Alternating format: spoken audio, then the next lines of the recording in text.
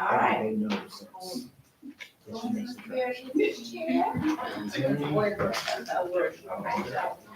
this one is, anybody have information for that? It's 11.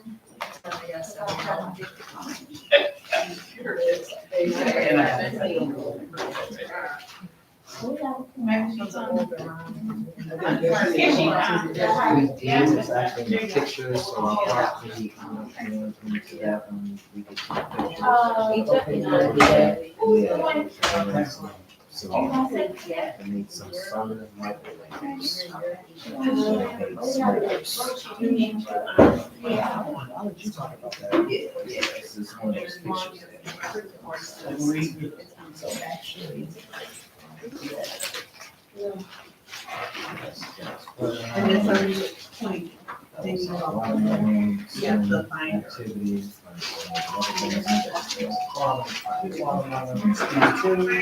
All right, if I could ask everyone to please silence your cell phones, we're gonna get started. I'd like to call to order the regular meeting for Community Consolidated School District 168 to order on August 22nd, 2022 at 7:00 p.m. And if it's okay with the board, Madam Secretary is out of town for her birthday. Can we have Randy Jackson Williams, she celebrate, Randy Jackson Williams as our pro temp for the evening? All right.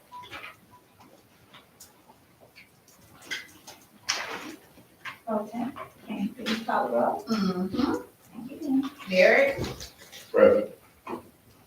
Ms. Brown, Yes. yes, because I'm doing that right. Okay. You actually don't have. You don't have to. to. Your point, the president can't point as long as no objection from the board. Derek John. Present.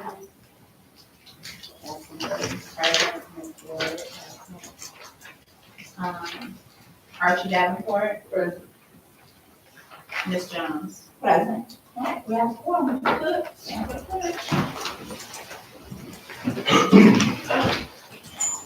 I pledge allegiance to the flag of the United States of America and to the republic for which it stands, one nation, under God, indivisible, with liberty and justice for all.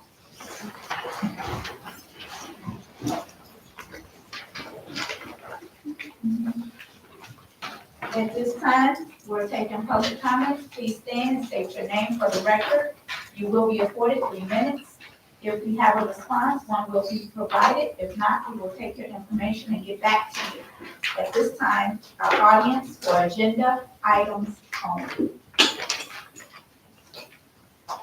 Good evening. Good evening. Good evening. Salma McDonald, Human Resources Coordinator. Good evening again. We're very happy to present to you this evening Mr. Charles Hicks. Mr. Hicks has been with our district before from October 2010 to May 2012. Mr. Hicks is returning to our district as a custodian at our Strasburg campus. Dr. Camilleri, Dr. Johnson, and others throughout our family are so excited to welcome back Mr. Hicks. They were excited because the word that was given to me as a testimony to what an excellent opportunity this is for Mr. Hicks as well as our district is that he was cooperative, thorough in executing his role and responsibilities. And staff and students had high regards for Mr. Hicks. Mr. Jonathan Harris, our supervisor of building and grounds, is again this evening recommending to our board that we hired Mr. Charles Hicks. Thank you. Okay, so Mr. Hicks, would you like to say something to our board? I'm glad to be back. I'm glad to be back. I've been doing this a long time. I remember a lot of faces. I'm glad to be back. How you doing, Spanish? I remember faces, names. So yeah, I've been doing it a while. Glad to be back. Thanks. Okay, well, Welcome back. Thank you so much. Are there any other comments from the public? Go ahead. Hi, so my name is Andrea McCaskill. I'm a resident of South Village, and I have grandchildren that are attending Strasburg as well as a grandson that is attending Blossom. I know you cited that we can only go off of whatever items that you're talking about. I didn't know if I could speak freely about two things that were on my mind. Am I able to do that or not? Tell me what those two things are. So one would be regarding the food program offered through the District 168. And my concerns about that, and also the busing service. Two things. I don't think that's. That'll be a number 9, wouldn't it? Number 9, where you speak for anything. Yeah. We don't, those are not items, that are part of our agenda. For But today? if you stick around for a little while, we will get to just general conversation, Okay, and you can do it then. okay, great. Thank you. Are there any other public for agenda items? Okay, hearing none, we move on to the consent agenda. Are there any items that need to be removed and voted on separately?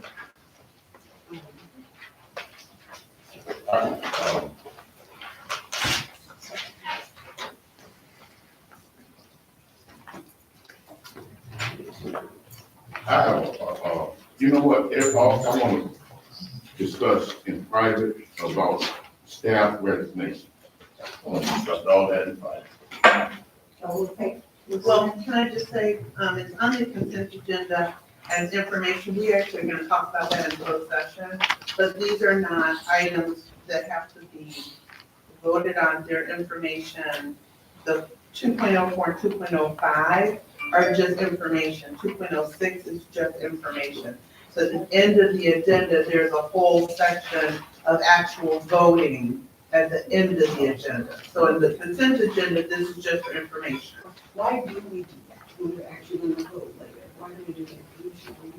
Because we wanted to make sure that board members have the full list within the information section, and then there's a whole separate voting section. Because normally, this is the only time of year that we actually vote separately. This is the only time, is when we're in this window that is within the 30 days prior to school starts, that we have resignations of certified staff. So we included it under consent for just information, so you have the list, so you can see it even before we go into closed session for conversation about voting. So you're not voting on resignations under consent. This is solely information under the consent agenda.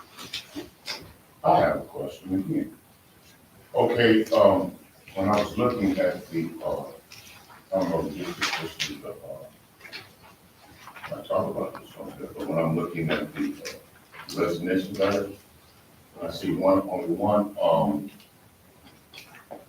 exit, Exit survey. yeah, only one out of, again, and this is a concern of mine, out of maybe 10, 15 people that resigned, this concern of mine, because I would like to know, why they're quitting or why they're resigning, and help us Or why we can feel see. better, or help us. We send every person who resigns, they get the link for the exit survey. And then they have to actually do the exit survey. What about their resolution letters? Those letters are in your board packet. Because one of them I saw, I just saw that HR was in receipt of sending a letter saying they had received it, but that I didn't see the actual one. So And I can't get in. if you go into your administrative content, all the letters that were received are in here. It's an administrative and executive content, it's not public. I can't get a couple of them. And so there are two that you will see a letter from the district who actually are no-shows, which is part of what we talked about in the closed session. And so there are two that are actual, did not submit a letter and didn't show up. But we heard that they were resigning.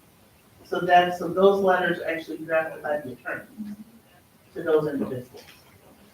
So all of that is conversation in closed session, which is why all those action items are at the end of the agenda. So that way you have time to ask, and you'll see all of this under administrative content. It's all right here with all the letters. And then we only have one exit survey that was submitted August 1st. That was the only one that we had prior to today. So are we okay, or do I still need to exclude 204, 205, and 206? Yes, indeed. Fair. Yeah. Should I exclude 204, 5, and 6, or are you gonna go ahead and vote? Exclude. Exclude it. I make a motion to approve 201, 202, 203, 207, 208, 209, and 210 as presented. Second. I have a motion and a second. Any questions? Hearing none, Madam Pro Tem, please call the roll. Mr. Barrett? Yes. Ms. Brown? Yes. Ms. Earl Jones? Yes. Ms. Jackson Williams? Yes. Dr. Archie Davenport? Yes. Okay. Ms. Jones? Yes, motion carries. Are we voting 204, 5, and 6 now, or do you wanna vote on after closed session? And again, can I just reiterate? Once people turn in their resignations to the public body, they've been accepted. There is no board action unless there is a separate entity, which is at the very end of the agenda for board action. So in other words, the board has to actually take action on those that we would ask you not to accept, which is why that's all at the end. For the information only component is because a resignation, if it's been accepted by the institution, is done. Unless we bring it to the board, which is why all those items are at the end of that board agenda. And the only reason that those are on there is because within the school code, the law says that if a certified staff, so you have classified, doesn't pertain to them at all. If certified staff resign within 30 days of the first day of the start of the school year for children, then the board can not accept that resignation and submit it to the state for potential action connected to their certification. So we brought this to the board each year that it happens, because again, our children showed up on August 12th. We had people who resigned on August 9th. People who resigned with less than 24 hours for children to be in attendance at school. So those all, and we have some who resigned beginning of August, but it's within that 30-day window. So just, So that's why this, it's information only for them. so this is not going to our office. Actually, Okay. I Yeah, asked when for- we get to number I mean, 11, we voted. After closed session. 2-1 or 2-2, whatever it is. So, after closed session, okay, so yeah, so 2.04 classified resignations. So we separated them out because classified is not covered by the school code. In terms of those classified individuals, once they resign, we accepted it, they're gone. There's no action for the board.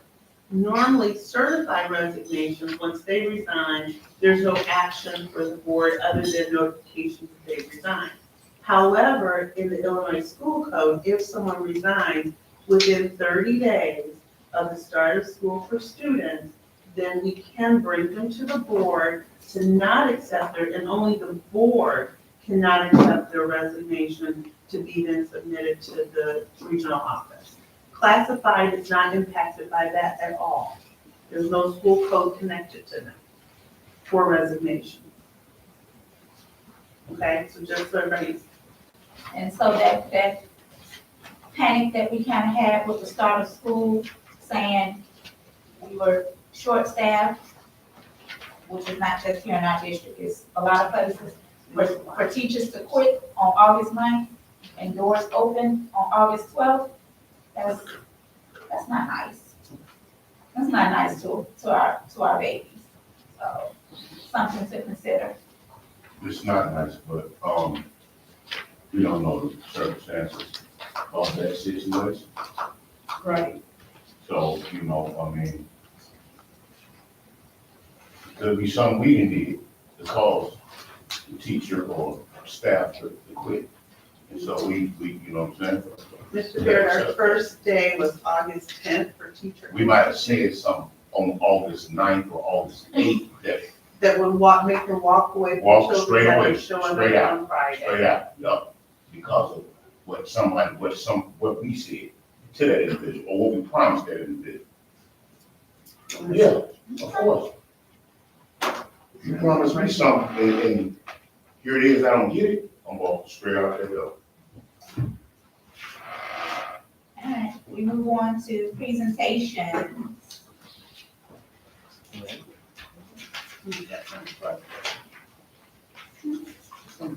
Oh, so that's, Ms. Walton and Mr. Spires are here. We are here. So these are, and I will pull up their PowerPoint, And Dr. Lee, before we get started, because I don't want to miss anybody, could I just ask any and everybody who had any and everything to do with Summer Explorers, could you just stand up?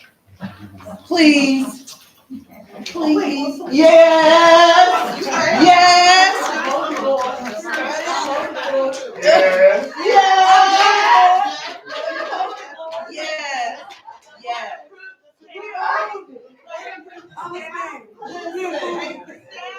I didn't want to leave, I didn't work. Right. What I didn't want to do is leave anybody out, because it's truly a team effort. And sometimes the people who are up here standing, they're front and center, but there are a lot of people behind the scenes doing a lot of good work. So, thank you. All right.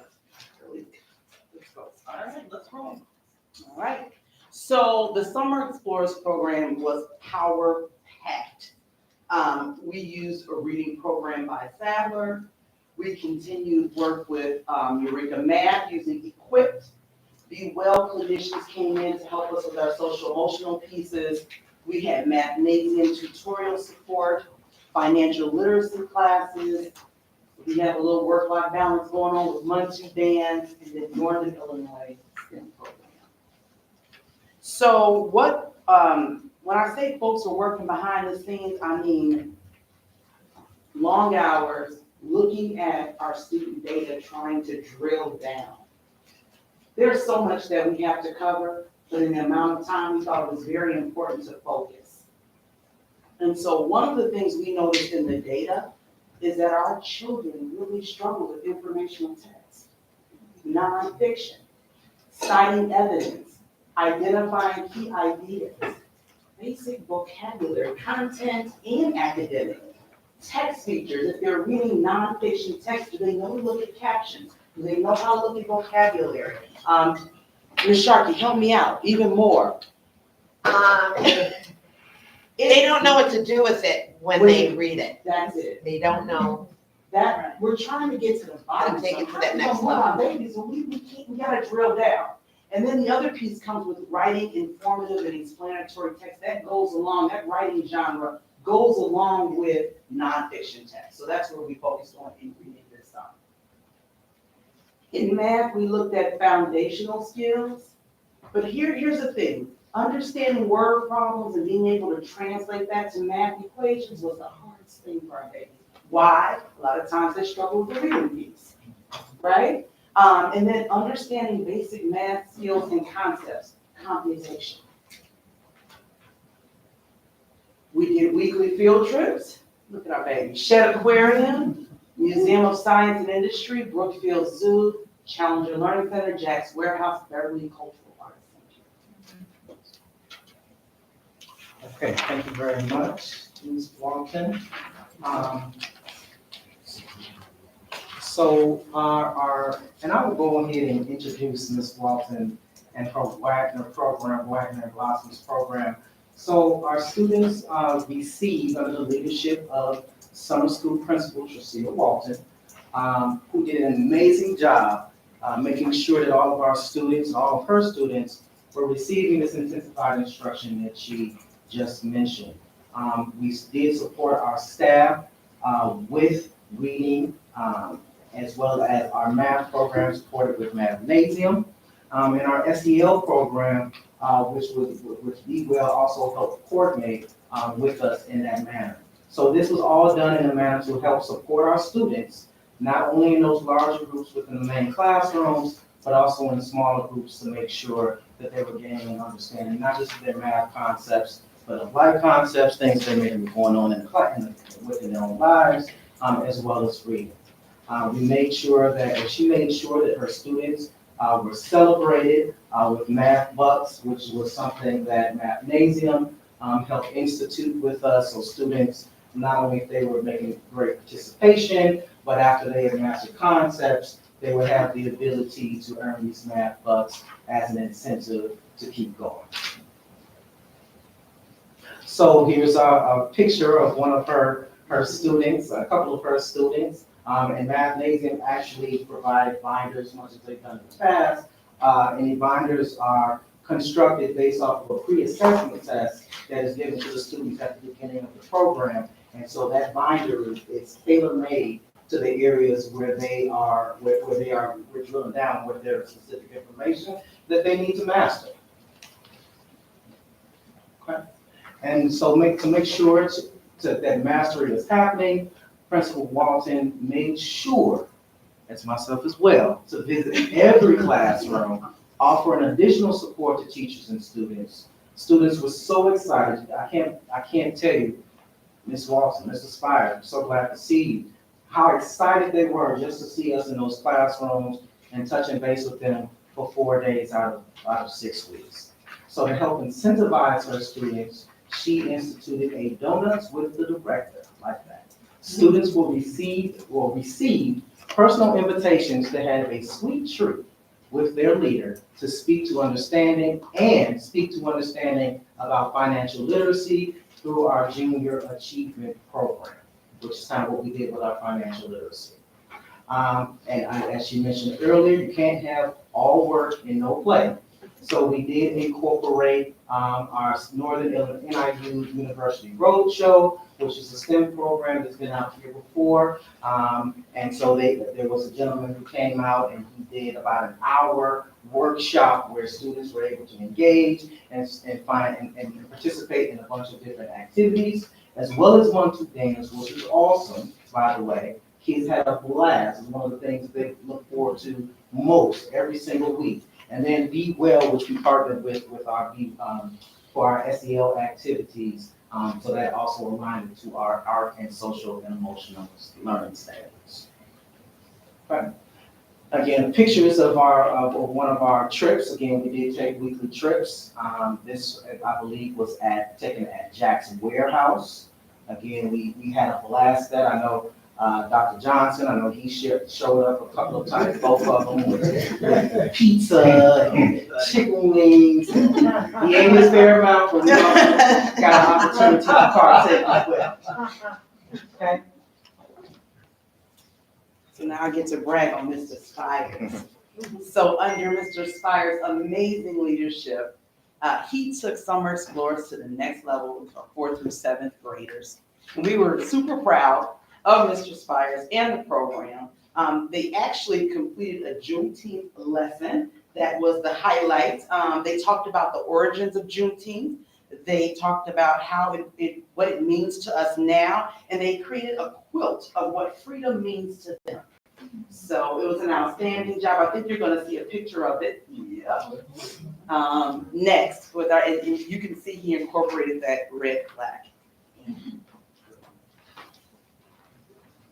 All right. Also, Rickover, we're going to call it Rickover Summer School, it was 4th through 7th grade, but Mr. Spires and every one of us, he knew the importance of STEM. So students were creating robotic hands using wire, string, and straws. And the students were extremely engaged in the program. He did an incredible job. He also wanted to speak to a couple of other projects that took place, but that's going to be coming later on. They also had an opportunity for financial literacy and sustainability over there with the 4th through 7th graders as well. Okay, so just to kind of give a breakdown of our summer school enrollment, I won't read off all of the numbers to you guys. You can see that, but I was very proud, and maybe Principal Walton will chime in with with Wagner, but I was extremely proud of the participation rate for our 4th through 7th graders. Generally, from my experience in the past, we have a dip off after that June or July 4th holiday, which we still experienced this year, but it was not nearly to the degree that we've experienced that in the past. So I was very proud of our office staff, of Ms. Jenkins, for making those phone calls to parents, making sure that we got kids exactly where they were needed, which was in our classrooms during this time. So that was a wonderful, thank you so much for doing that. That was nothing to Ms. Jenkins and. Got that right. Beautiful, absolutely. And so here is just some pictures that we took again from our Jack's Warehouse excursion. I think that was the last week of the program. Again, more photos. Ms. Zod, I see, is in there. And then this was a couple of the activities that we did. I think Dr. Johnson actually lost a camera or something. I think it was the watermelon. So what the kids did was they were trying to hypothesize how many rubber bands would it take to pop the watermelon. And so there was one, and so some of the kids had the bigger rubber bands, and some of the kids had the smaller rubber bands. And so I think we got somewhere between $450 to $700 for one of the rubber bands, for one of the watermelons. It varied. But yeah, one of the watermelons that popped, and I think Dr. Johnson actually incurred a bill with that. And then to the right, it was the robotic hands that the kids were creating with the paper, with the string, and with the straw. Really next level stuff that the kids were creating. And again, this is something from Month 2 Dance. So kids had an opportunity, and I really tell you, this was one of the things the kids look forward to most of all, the physical nature, and of course, many of our kids love to dance. And so this was for those 3 days or those 2 days out of the week. This was a power-packed hour, or I should say 45 minutes or so for the kids to really get down. So in conclusion, we do want to thank everybody, again, who had an opportunity, who had a hand in our summer exploration program. That includes our students, our staff, our faculty, admin, community, as well as the board members. Thank you so much for allowing us to participate and lead this wonderful program. And it was a blast. You guys have a great night. Any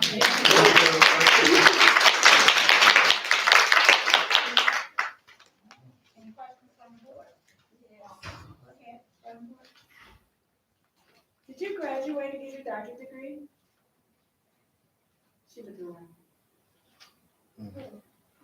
Oh. May. In May. So you're Dr. Walton, thank you. I just wanted to congratulate you. You're in our history. It's coming up? This month. Yeah. Coming up this May or last year? No, this month. Okay. That's what you. Program. Because she was talking about the summer program with her office. She's still on her program. No, because Right. I hear so much going on, and so for me, whenever I hear something positive, I like to Once read people about it. become doctor, like Dr. Johnson became Dr. Johnson, it's real clear. We make sure we call you doctor. Yes. I was gonna say, She's close. We got a lot of people who are so used to yes. that. We have a lot of people who are so. Once that happens, we got people who are close, yeah. Yes, congratulations. I'm just going to acknowledge that because everybody, people in the community, and I know we have community members here and on social media, and I hear so many other things. I want to let them know that we have some good people that's smart, that's working hard, and that's doing things with their continual individual self, not just coming here to work. That was all. Thank you. Correspondence? None, do we have any? Y'all know I'm just like, There's no, those are all for signatures, no. Okay. New business, Becky.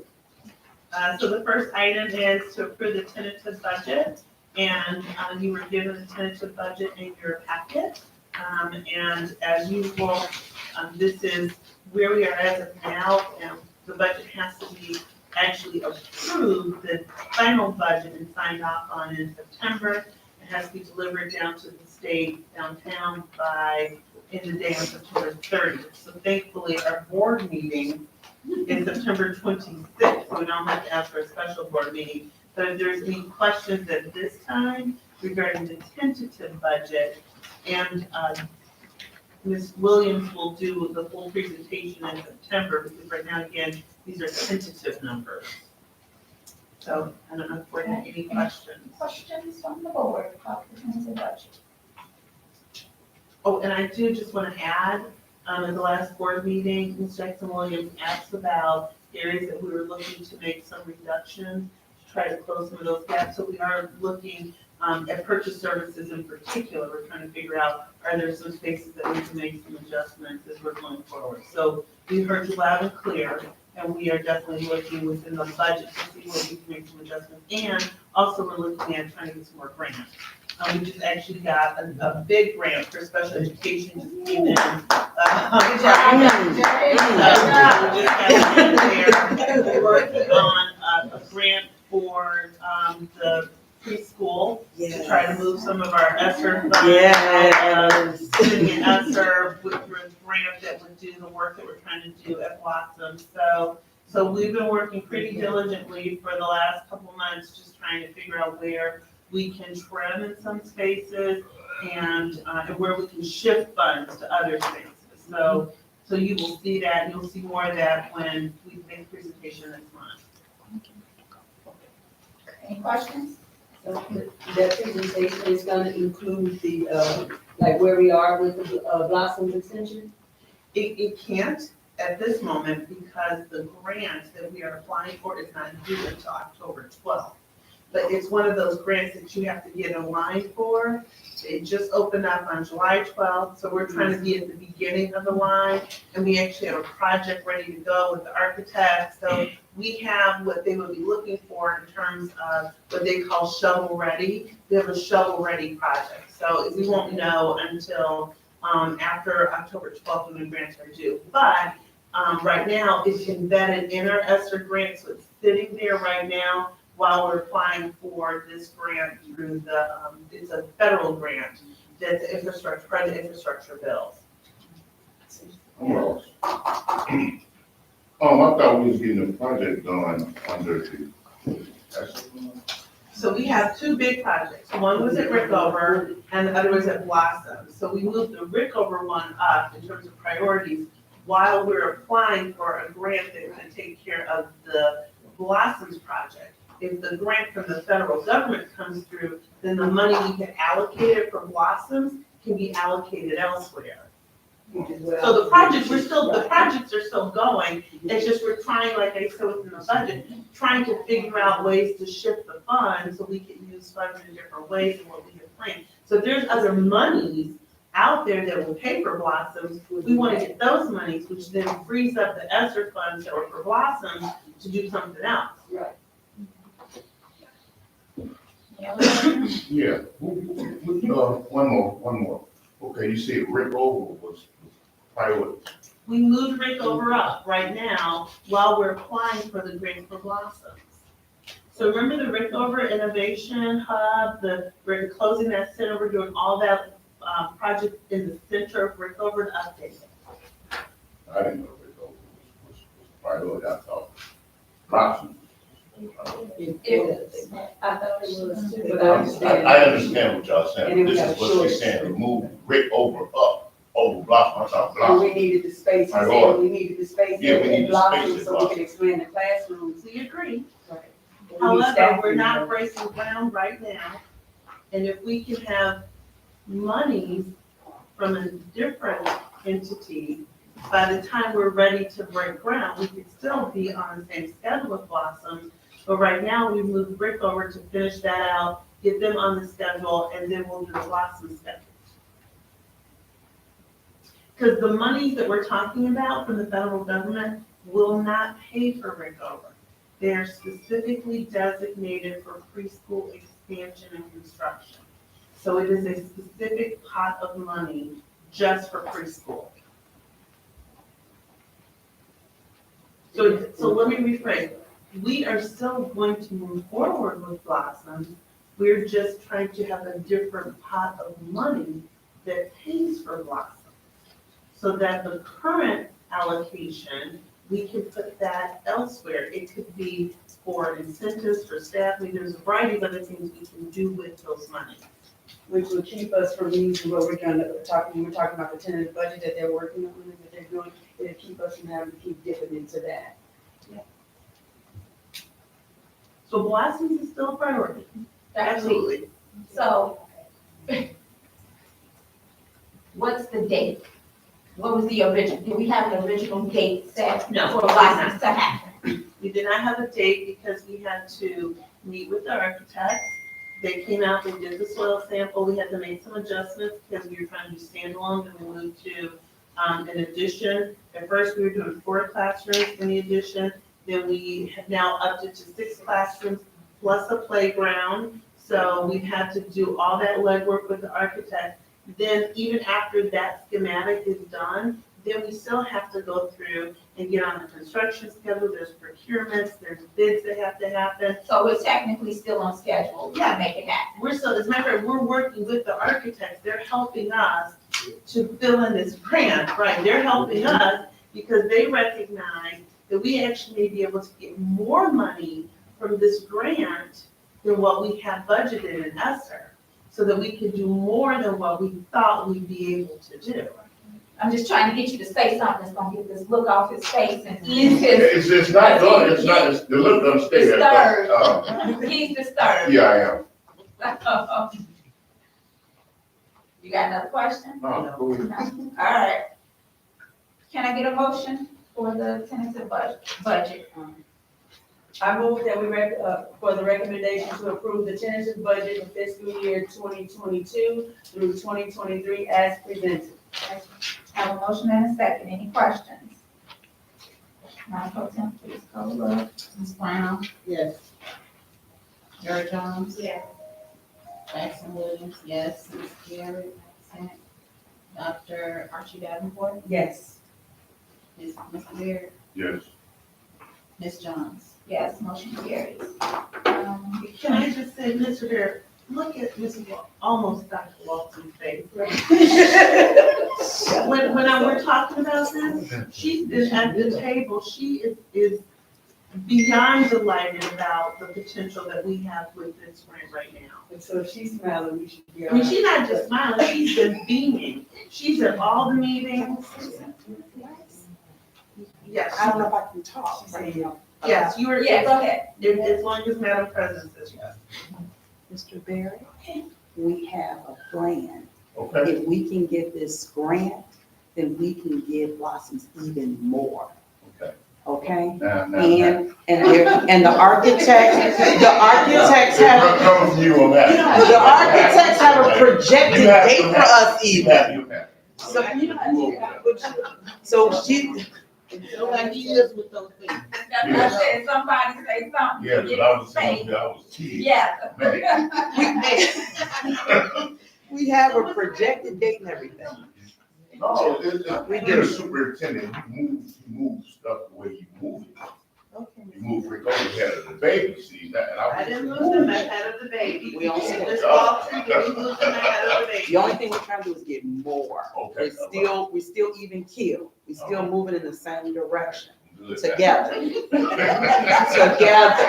Consolidated plan? So every year, in order for us to get our entitlement grants through the state, which are, again, those are grants that are federal grants that come through the state of Illinois, and then they're disseminated to schools, but we have to have our consolidated plan approved. The consolidated plan is basically a singular plan that pulls all of our special ed, Title I, Title II, Title III. So it just combines everything into one big plan, and we have to have that approved before they will start to give us our money.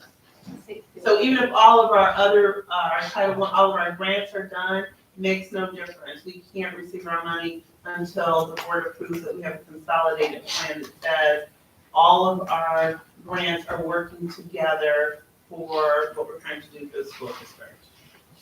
And I don't know if you want to add. That's pretty much it. It's a consolidated plan, as Dr. Lee said, it's almost a culmination of all of our grants, including this one. Oh, yeah, with our preschool, our preschool as well, yeah. I'm just gonna leave. All right, can I get a motion for the consolidated plan? I move that we do a recommendation to approve the consolidated plan as presented. Second. I have a motion and a second. Any questions? Madam Pro Tem, call the roll. Mr. Jones? Yes. Ms. Jackson Williams, yes. Dr. Archie Davenport? Yes. Mr. Barrett? Yes. Ms. Brown? Yes. Ms. Jones? Yes, motion carries. ISC 4. So this is just an agreement for us to provide the substitute training for any new subs that we hire as a district, that ISC 4 can provide what's called short-term substitute training. And it's just, we haven't had the agreement with them in the past, and it's just training. So it makes sure that they have all the required trainings that are needed for substitute teachers before they start in our district. That's it. Can I get a motion for ISC 4 short term? I move that we make a recommendation to approve ISC 4 short-term substitute teachers training agreement. I have a motion and a second. Any questions? Madam Pro Tem, call the roll. Ms. Jackson Williams, yes. Dr. Archie Davenport? Yes. Mr. Barrett? Yes. Ms. Brown? Yes. Dr. Jones? Yes. Ms. Jones? Yes. Motion carries. We move on to committees. Finance, Secretary Garrett is not here. So we had a very abbreviated meeting today in which I sat in her place. Recommendation from Dr. Week is to pay the bills. And there will be, board development at the October meeting, if you guys are interested. Into the September meeting, if you're interested for our travel that comes for Q in Miami. And that ends my report. IASB, we are still in the same place we were. I did see that Cosmo sent something out today, but I did not get a chance to read it. If you did not receive that email, I can forward it to you if you want it. Yes. Yeah, so that's still where we are with IASB. And, I was just gonna add, we are still forwarding to you all of their webinars and trainings, because as of right now, you can still participate. So, and that's why we keep forwarding to you, until they say that you can't, we'll continue to forward it to you. okay, and then I guess, separate from this, but still a part, the board did do a retreat. Thank you all for participating, being open. It was very enjoyable. I have not seen though do we have the type up from the retreat? Yes, I sent it to Jeff us. has not sent it yet. Okay, so we're still awaiting that final document from him, so where we adjusted agreements agreed upon or whatever. But just a friendly reminder to all of us to just remember that day, reflect on it, and let's try to keep using it going forward, what we got out of that day. Next is speed.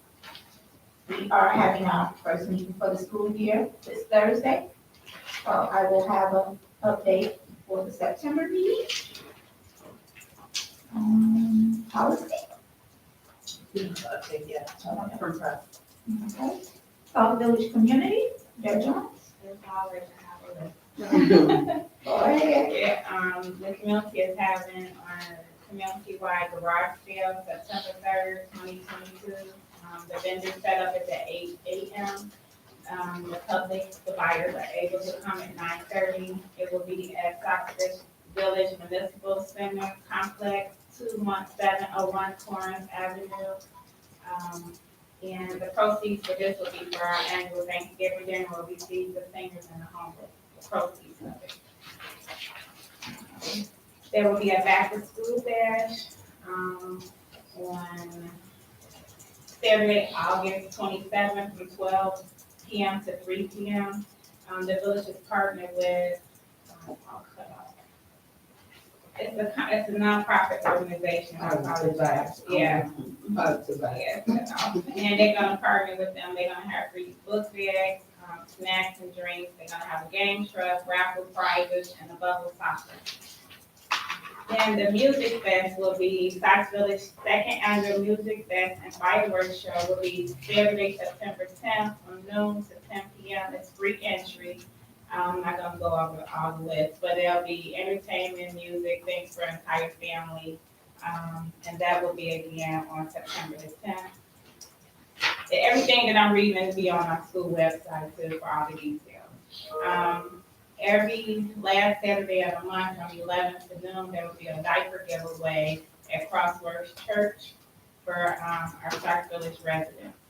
And they're partners with our Step and Order Praise Worship. So they'll be giving away diapers and if they did like last time, baby food. And last but not least, we have Music in the Park. It will be located for the Veterans Memorial Park Skyline Food, and that's 19101 South Office Street in Glenwood, Illinois. This is Balloon Township Senior Department, and they have several listings, but the next one will be August 26th, and the next one will be September 9th. Free live music from 1 to 3 p.m. That's my report. Cool.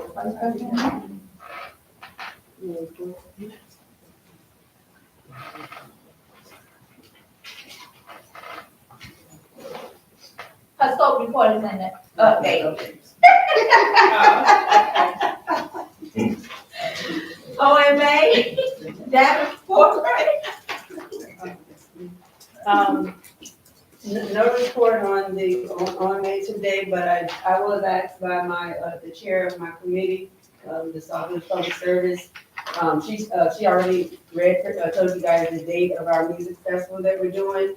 But, we're asking everyone to come in. It starts at noon, but our first guest is gonna be up at 2, and we're gonna go all the way till they're done and then do a big fireworks show like the 4th of July. So it's we did everybody to get nationalities and to get age groups. So we tried to hit everybody with all the entertainment that's coming. But what we are asking is, I'm appealing again, I did talk to Dr. Leak already, but I don't know. I'm asking if our district would be a vendor, or if you know of any vendors, they can contact myself or Anthony Finch, the Director of Finance for the village, or Trustee Sack. So any three of us, it's $100 for non-food items, $250 for food items. Vending can start from noon all the way till the end of the program.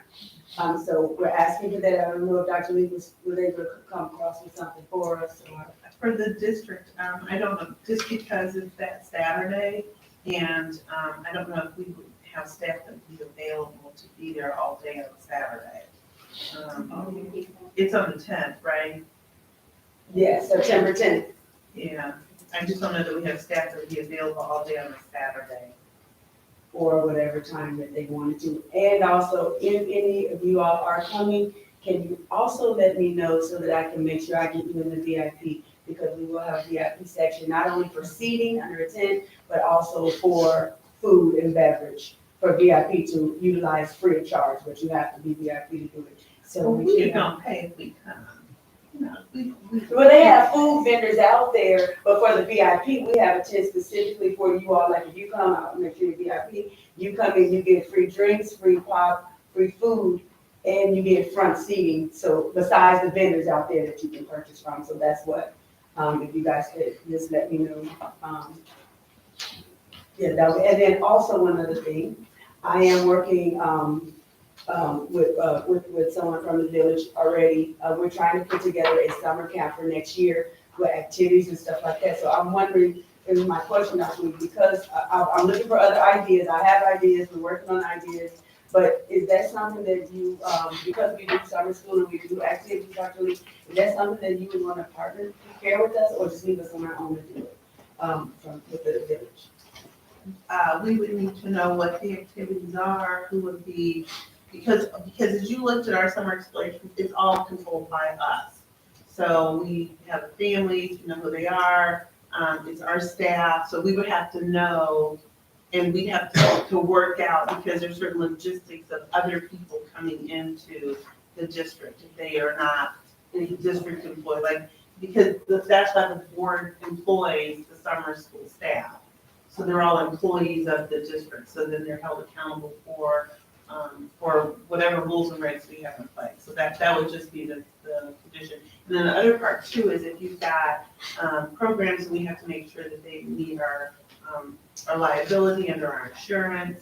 So there's just a lot of moving pieces, so if we know now, right, yeah, if you're talking about the gym, if you're talking about we'd like to use it and we want to do a building usage form, which is different than we want to be a part of the program. So if they're part of the program, then this is a good time for us to start to work with those logistics and make sure it can be possible. Yeah, yeah. So let's finish the conference, then I can focus. Yeah, that's fine. Yeah, it's just it's just the logistics of the school district and what we have to do to cover ourselves in terms of liability and insurance. Okay, thank you. Okay. And as always, we want to take the time to acknowledge any birthdays in her absence. We have Secretary Garrett. Tomorrow. Yeah, she's tomorrow. And if there's anyone in the audience or across the guys celebrating the August birthday, happy birthday to you. And then last but not least, I have to say hats off for the back to school dash. That was a team effort. Hats off, it was amazing. I did share with Dr. Leaf a few comments that I got. One was to sell the t-shirts, because everybody wanted my t-shirt.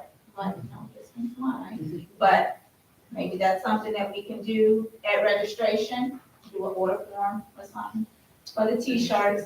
And then some of the junior high babies were concerned at the time we started because they said, Mom got me here too late, I didn't get to do everything. And so one of the parents, she said, well, you could have just stayed after school. And she looked at me and said, I should have stayed at school. I said, you got to talk to the principal about that. So those were the two comments that I received. But overall, hats off to you guys for a job well done.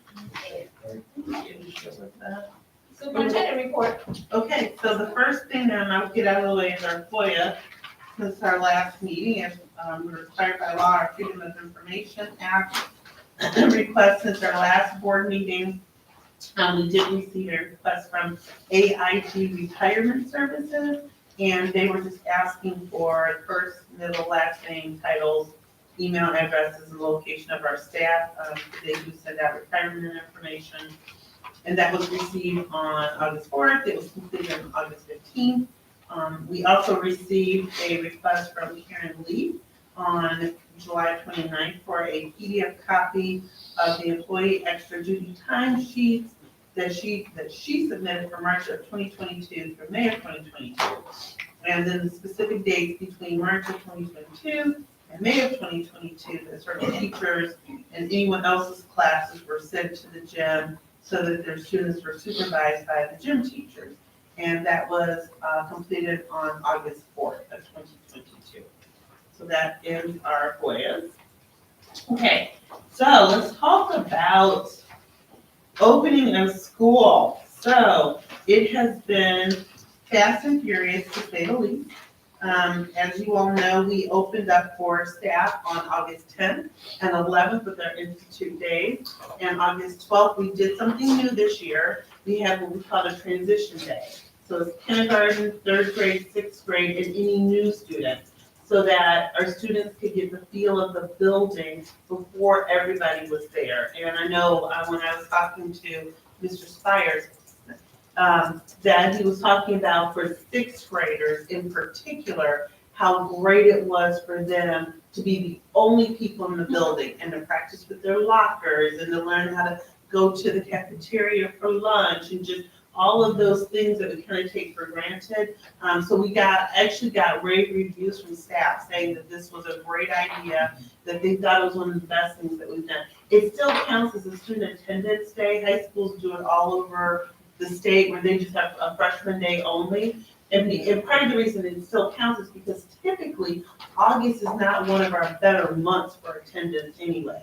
So it's fine. It's low attendance on that day, but it doesn't impact us when it comes to funding for the school district. So that was on the Friday, the 12th, and then on Monday, the 15th, we opened up with everybody here, and I know there was some concerns in regards to just staffing. And so I do have to say, we worked feverishly. It was not until Saturday that we discovered that the subs we thought were going to be a Rickover in particular on that Monday were Indiana. The company we were working with, they were Indiana licensed, and there's no reciprocal agreement with Illinois. So we had to open Monday, but I will say that our team is amazing. Dr. Johnson, myself, Ms. Patterson, Ms. Miller, Ms. Palmer, we were all over Rickover like, whatever we gotta do, let's just do it so we can be ready to open. And then we had some more sort of hiccups in terms of the subs that we thought we were gonna have on Tuesday, and then we didn't have them. That's okay, because again, our team stepped up, and so right now, I want to say a huge thank you to Peggy Sharkey, who is president of our teachers union, because Ms. Sharkey, I was in a meeting with Ms. Sharkey, talking to her about some movements, because we had some places that we didn't have a lot of children, but we had abundance of staff, that we said we're gonna move some people around to help us until we can get the long-term subs or till we can get new hires in. So I was in a meeting with Ms. Sharkey, like, this is what we're doing, this is what we're thinking about, these are the needs that we have, and so she was like, okay, whatever we gotta do, let's do it. I didn't know, because the team was on a meeting with the principals, talking about, with the principals, where are some places that we can, we've got some high quality staff who can step in for the next, at least until like this Friday, so that we can get things situated. So Ms. Sharkey ended up, when she went to the meeting, I didn't know, Ms. Sharkey was one of the individuals that Dr. Napote said, Sharkey's amazing, she knows the kids. And here's the great part, we happen to be using some of our staff that already know our kids. So they're helping out right now. So Ms. Sharkey, Allie Peterson from Strasburg is over there helping out right now. Ms. Schultz is helping out. Oh my, I got the list, probably. Carrie Willis, who just came back, she's over helping us out. Ms. Buglio is over helping us out. Ms. Miller and Ms. Palmer. Where's Ms. Palmer? She's so we have been all hands on deck to make sure that we are attending to our children. Ms. Jenkins, we pulled her out, being a parapro, and she's in the classroom. Pastor Mincing is subbing over for us at Strasburg right now in our PE class. So we have managed to get some good, solid people in place. But just to give you an idea of where we are right now, so Wagner, kindergarten, fully staffed. First grade, we were down one teacher, but Dr. Napote, they made some moves, so now we're fully staffed. Every first grader is in a classroom with their teacher. Second grade, same thing. We were down one teacher, but they made some moves because we just shifted some, so now we've got children in a class with a teacher. So kindergarten, first, second grade, done. Then I go over to Strasburg, third grade, fully staffed. Fourth grade, fully staffed. Our fifth grade, that's where we had a couple of teachers who, on August 9th, shared with their principal that they were not coming on August 10th, never turned in a letter or anything. There are no shows, but that's okay. Because right now, we were fortunate enough to secure 2 retired teachers who've been teaching for years. And one of them is actually sharing the 5th grade with Miss Robinson, so they're working together. And then the other is retired teacher who's in that classroom. And then we have another teacher who's with us for the whole year. So our 5th grade is covered. So what we're working on now is our junior high school. And I have to give Dr. Kimbrough credit. She has been working with Dr. McDonald feverishly to ensure that we have staff in those classrooms. So right now, we are still working on, let me say this, there is a teacher who belongs to us in every classroom. What we're working on right now is for those individuals who stepped up to the plate and really worked with us to get them back to their position in their buildings.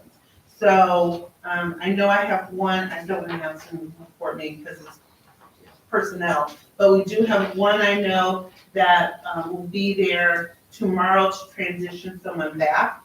We actually brought in 2 long-term subs today, so they're there covering. So, and I know Mr. Barrett and Ms. Brown visited. We're up and running, and I will say that it is not uncommon what we're going through. Today I had a meeting with Dr. Kinder and the other 65 South Cook superintendents, and we're not as bad off as some of my colleagues.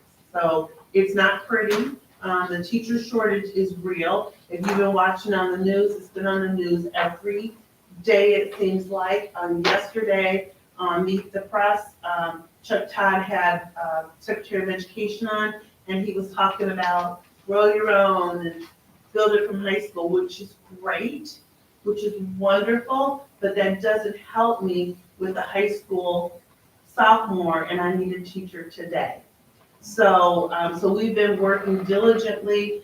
Kelly Services is our substitute company we've been working with. We also have some other vendors. ProCare is another one that's been providing us with support in terms of our clinical areas. That's part of Be Well, because they're also providing us with support in clinical areas. So we are moving as fast as we can, but at the same time we're doing that, we're making sure that our children get what they need. The good news for us is our curriculum was already set. Thank you, Ms. Patterson. So our curriculum was already set. So it wasn't like people were coming in trying to figure out, what do I do?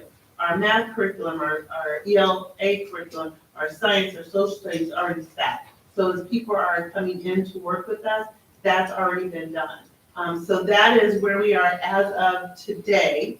By tomorrow, we have a meeting with Kelly Services again. By Wednesday, we should have even more, just where we have people plugged in, and then we'll be able to move forward going into the rest of this semester. So it's been a lot. I would have to commend Dr. McDonald and the HR office, because it has been every day for months that we've been trying to work to be ready. And unfortunately, we have people who resigned at the last minute. We also have some people who have taken off that was unexpected that we had to cover as well. So we are working feverishly to make sure that our students are getting what they need. Go ahead, Vice President Brown. I have one question. You mentioned that you were shifting students and all the students are covered in the classroom. What is that looking like? We're not overcrowded Oh, no. classrooms, are we? No. Matter of fact, there's a cap in the contract. So we can't go over the number that's in the contract. And then in some cases, maybe we had 18 in the class comes to 20.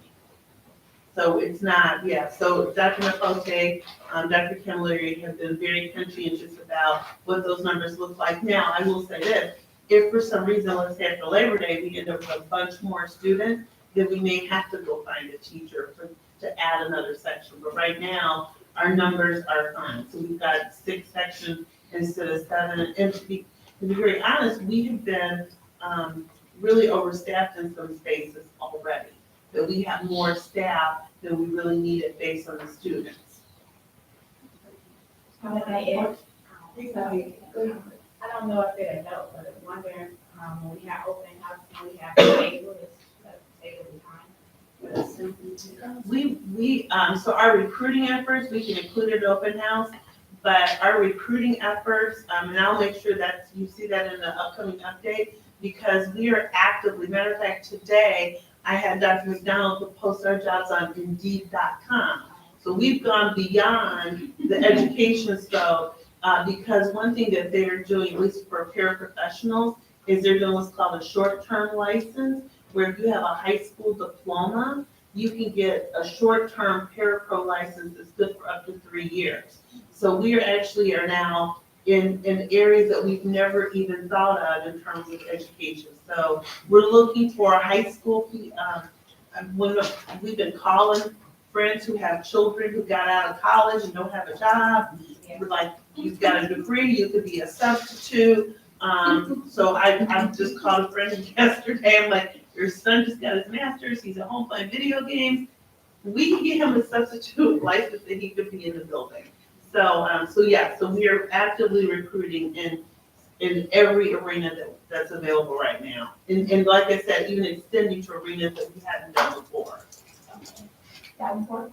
So I was, I know we're short staffed, I know we are, so I know it probably would be a little challenge for what I'm about to bring up, but the National Junior Honor Society, the baby's been in honors classes and all honor rolls since 6th grade, the whole time they were there, and it hasn't happened, and now that we're short staffed, it's almost like, I can understand if we didn't really make that a focus, but can we write them a letter, a note, or something to keep on their repertoire for when they graduate, like our 8th graders? I don't see it happening this year, just something to. I do see it happening. And the reason is, Dr. Kimbrough actually sent me the list of the extracurriculars that were still open. And so it's on that list. And so the way that it works is we go through certified first at Rickover. That's right. So we start there, and then we offer it to certified at the other buildings. So we have teachers like at Strasburg who come over and sponsor. And then after we go through that list, then we go to the classified list. So then that goes to the next group of staff. And then we also have, if people are long-term subs and they want to pick up, so we won't deny opportunity for children if we have an adult who's able to do it. So it's just that right now we have to do, the way the contract is written, we have to do certified staff first. Right. So that's who's in the hopper right now. So we'll continue drilling down until we find people. So I'm not gonna say it's not gonna happen, it's just it may not be the traditional person who would do it. Oh, I was just, because we missed some children last year, and now we have a whole nother set, and it's like, oh, it's my baby's going to next, everybody's being able to go to one trip. And we don't really get that. So, and I think that And we can even double up in some cases, as long as so we've had people who've done multiple activities, as long as they aren't facilitating both activities at the same time. Right.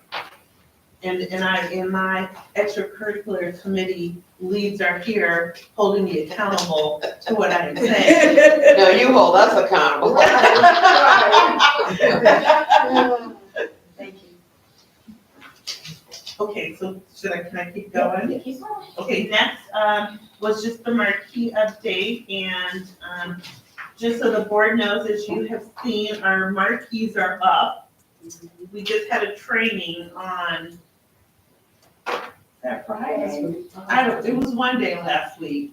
And so I asked Charlene if she would just maybe give just a quick update to the board on where we are with the marquees. Yeah, sure. I am happy. No, I am overjoyed that we finally got the supply chain manufacturers to get us the parts that we needed. 3 of our marquees are up and running.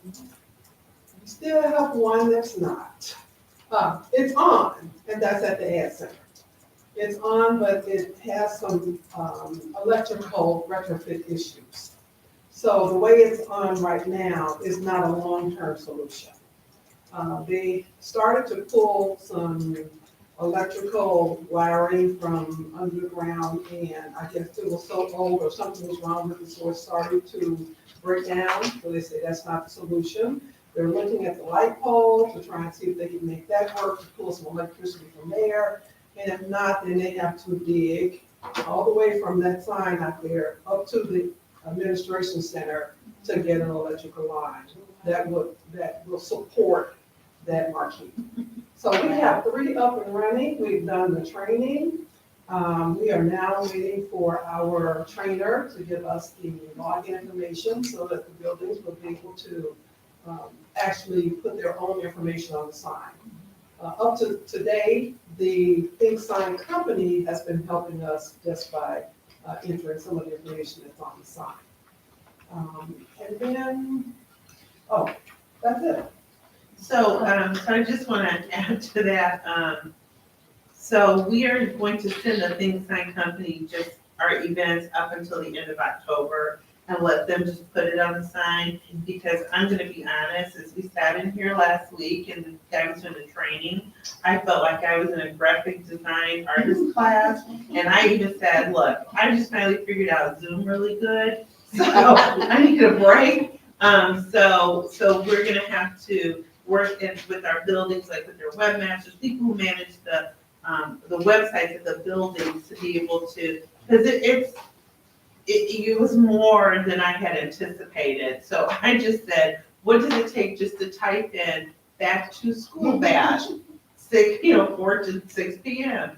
So he volunteered for us to send him our events for October, and that they would design it, make it nice, and do the graphics and get it going until we can assume that. Because right now it's just, it was a lot. It was a lot more than I had anticipated. So.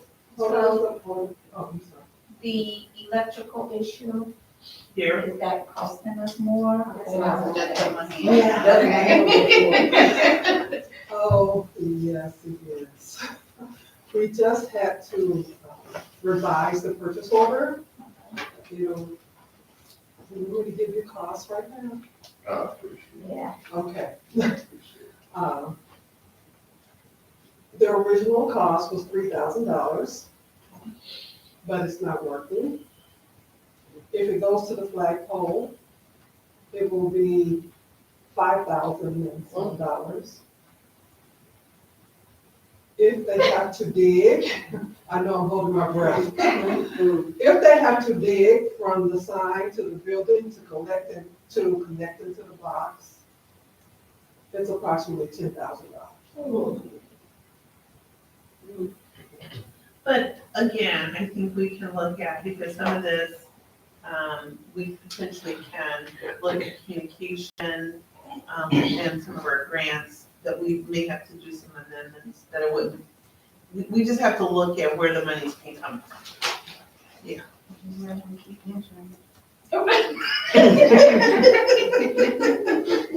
to look at where the money can come from. The cheap and let them just do it, Okay, so we're gonna host for the flagpole. Please join me in unison in the flagpole. For the light pole. Yeah, like. The light bulb, yeah. So the next item, I'm sorry. So the next one, there was questions about our food warmers. So I had asked Ms. Williams if she would just give an update on where we are in terms of the food warmers, because I know there's concern about the food being hot for children. That's true. Yeah. And I've been in contact with Just a Dash since the beginning, actually before school started.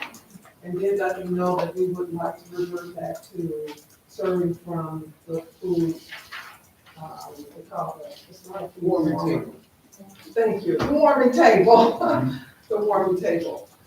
We only had one warming table, the other warming tables actually were different companies. And they never really used a warming table because it was a request to try and get the food lines to move faster, because there would always be a buildup. Well, this year, we've advised them that we would like to use the warming tables again. They are ordered, and unfortunately, I hate to come back with that same old sad story, but it is a supply chain backup, so it's not like we can get them instantly. They were promised, I just talked to her Friday, and they were promised that they should be delivered within 2 to 3 weeks. So we've been waiting now for almost 2 months more, and we were looking to have them in 2 to 3 weeks, but right now, they are serving from the hot pots But it's still not conducive to the environment that we would like to see, and that is served on the correct serving, table, warming table. So by next board meeting, it will be fixed. It should be by the next board meeting. That's what the company promised, that they would have some in within the next 2 to 3 weeks. Go ahead, Davenport. You answered one of them, that was, the question I had. My other question, was, is it possible we can bring back the surveys where the children can, survey, of what the experiences? Oh, the lunch survey? Yes, and in addition to, I understand we're looking at getting table, the warming tables and all of that, but before you take, can you remind them before you put the food in there, it should be done? It should be cooked. It should be cut. It should be cooked. It should not be Thoroughly under- cooked. Okay, yes, I will. And if I can, yeah, as we talked, after the bid, that was one of the things that actually they suggested. Could we come out and do some food surveys with children and see exactly what they like, because we're hearing that, sometimes they don't like the foods that we're serving, and we of course don't want students to have to throw food away that they don't like. So that was one of the suggestions that they actually had brought to the table, that we would start to do that. But we wanted to wait until we got the look, the appeal and everything up with the warming table, some cold food on the side and things like that. Hopefully the regulations are going to be lessened so that we can have food that's more appealing to students, with higher fat content and things like that. That's the updates to the National School Lunch Program Correct. that they're giving us. There's a new, law coming down from the state of Illinois that will also allow us to not necessarily have to go with the lowest responsible bidder, that we can still be able to judge on quality versus the lowest responsible bidder. So there's some of those things are coming down the pipe too. And then our former First Lady, Michelle Obama's Eat Right, Healthy Nutrition, they're backing some of that out of the requirement. Which means, because if you remember, we had to go from like things that have salt, like seasoning to, we had to get out some of the fat, carbohydrates, those things had to go. So now they're easing some of those back in. So, and I think Ms. Williams spoke to the warmers that were there before belong to the previous food service vendor. And we have one, but it's not in good shape. And so we ordered 3 new ones. We had 3 new ones ordered. And I would recommend, I would like to see them cover the fruit at night in the bins. And I know the last time they were here, I addressed it and they said, oh, we wash them in the morning. We wash them before we, so that the children can use them, but if we cover them, it also helps save time so they can focus on warming and getting the food ready and prepared. For the staff, they were standing over there when they came to address this, and I had mentioned that because they leave it out and rodents are everywhere. And we're inviting them in, and then when we come here as board members or myself saying, why are we not exterminating? But we're calling them in when we have open, unwrapped food. Any other questions or comments on the board? They meant overnight, by the way, not during the day, I'm talking about overnight. The last item that I know Mrs. Williams had put information in the board update, but I did have a board member who had asked if we could have, just make sure that we addressed it at the board meeting, the referee pay update that we had conversation about last year. So I know it's in the pack, in the weekly update, but I asked Ms. Williams if she would just speak to it here at the public meeting so that you all could ask any questions and also that it would be on record on our public meeting. Yeah, 2 months ago, I did some research, and the process will be changed from paying referees following the board approval on our vouchers. Referees will be paid through the activity fund account, which is an account that does not go through the regular board voucher approval. It's done from the school level. Those are the only checks that we can cut here in the district office.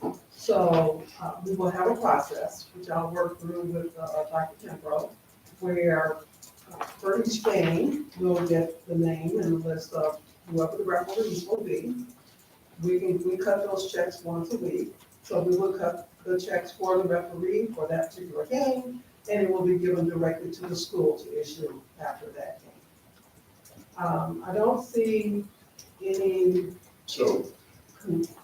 problems getting those to them, except if a referee was not selected, or maybe a referee had promised to attend the game and did not attend.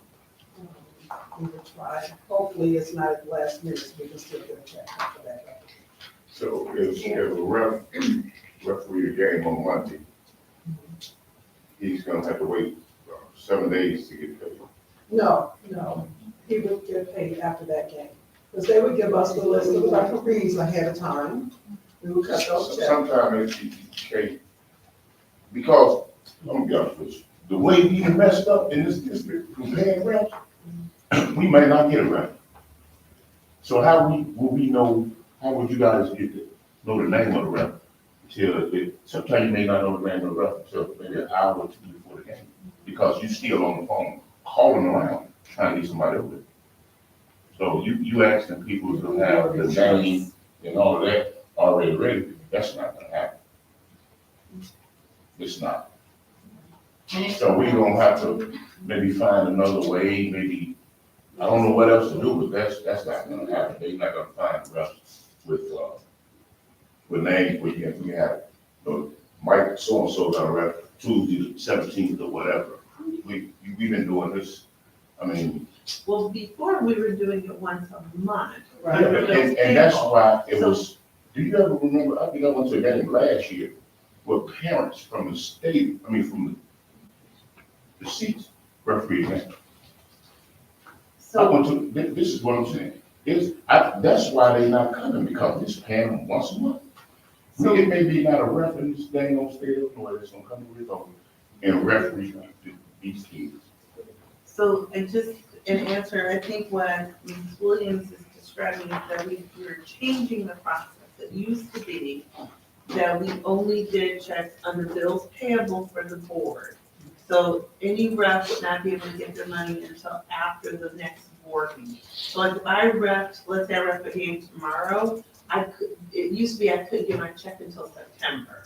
The September 27th would be the next time I'd be able to get a check. So what we're doing now is we're saying, okay, we're going to give us the names of the reps.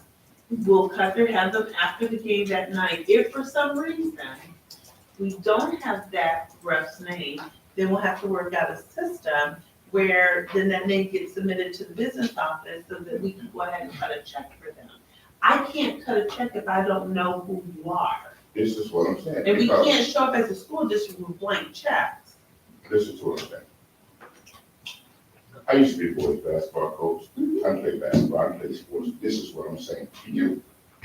As a boys basketball coach, and as a former whatever it may be, if I have been fooled by your district for years, count me out and referee Rick Over. And you count me out and you count him, hurt him. Rick Over name is on the list where I'm not going over him. So maybe, listen, I want you to listen. So maybe John Jacobs just came around and says, don't nobody know who he is. So everybody call him. Now, somebody somewhere heard this man, John Jacobs. Okay, John Jacobs may live down here, but we don't know who he is. Now, John Jacobs come ref the game. John Jacobs ref the game somehow, or whatever system that y'all got in place right now, we should be able to play John Jacobs. When he came in and gave you the information or whatever, his form or whatever, and it was legit, he should get paid. If he got that license or whatever to ref, he should get paid that night. So whatever system that the old system is gone. Now you're working on the new system. I'm asking you to maybe try to improve that new system where that ref get paid at night, because every ref in the country probably get paid at night.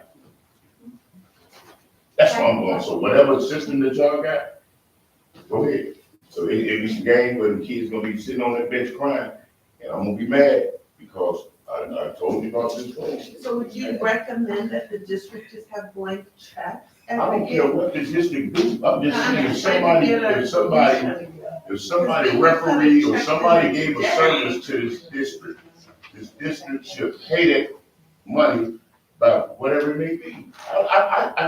Listen, I gave y'all a solution a long time ago when we had basketball fees, volleyball fees, everything was different than whatever. And we get that money, put it in an envelope, Mr. Dawes, wrap it on up, give you the count, bring it over to the grass and figure it out. So out of that money or whatever it may be, the rep's supposed to get, somebody should get paid or have it in cash or whatever, blank check or whatever it may be with that rep, and then you submit that form over to how, I don't know how Snake them do it, Bloom, but we should ask around. We shouldn't be on the outside. They charge. Who? They charge more than what we charge. So on any given night at our basketball game, we are not going to make enough money at our basketball game to cover the cost of the referees. We don't make enough cash. I used to. And Mr. Baird, that's because you were absolutely phenomenal at bringing people to the table for those games. Yeah, I can we can do it too, we can do it too. Davenport, Okay, three things. One, when it comes to, when I was, doing athletics and we filled out the form, they were trying, thank you all, for coming up with a plan. First of all, trying to work something out with the referee situation that we were talking about 2 months ago. Another way that I guess I could bring up that, is when they come in, they have to fill out a form, because they have to know who they are. And if they submit it, is there a way to, okay, you might not be able to get it that night because we didn't know you were coming, we thought Joe Blow was coming. Then when they fill out that form, we turn it in the next day, maybe like a day or two, they can get it, even though we prefer it that night. On a flip note, yes, a lot of people do not want to come to our district, but once we, tweak our new plan, that's our job to promote to people that, we've made changes and to rebuild that trust up with the referee world. And a lot of us, including myself, know a lot of referees, and then we can let them know. And then we work, we spread, that's a positive word we can put out there that, there's a change. Come on, it's good. I understand you had a situation, but things have changed. Lastly, you mentioned, I believe you said that the activity fund that they were gonna get paid. So that's not really a lot of money, so that's not gonna help my question there, because I was gonna ask about another scoreboard, so we can have one on each side. Yeah. Scoreboards are actually, district funded, so that would not come from the activity fund. Yeah, there's an extracurricular budget to help take care of those type things. It's just the referees are not in that budget. So what we just borrowed, getting ready for the budget, did that include extra rules or something like that? For an extra scoreboard, Yes, we only have one in the corner, so everything, so we had not included that in our upcoming budget. But we will certainly take a look at how much a scoreboard would cost. It's just like what we do with the marquee, the cost. the one at least functional, because I know it was kind of out in the end. Yeah, that's the one we have. That's what I'm saying, it's So we functioning properly now. Is it? I don't know, that's my question. We'll confirm before we move into the first basketball game. At least one of that, we have the other one. Jackson Williams? Yeah, I had a question about the funds too. You said that one was athletic and one was district. Those are two different funds, aren't they? Yeah.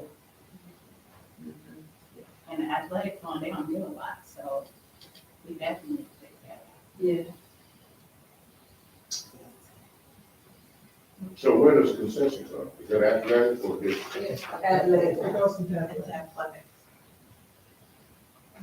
But now we haven't been really allowing people to eat in the gym for various reasons, which cuts down on the purchase, because they don't want to stay over in the cafeteria to eat whatever they're purchasing unless it's halftime.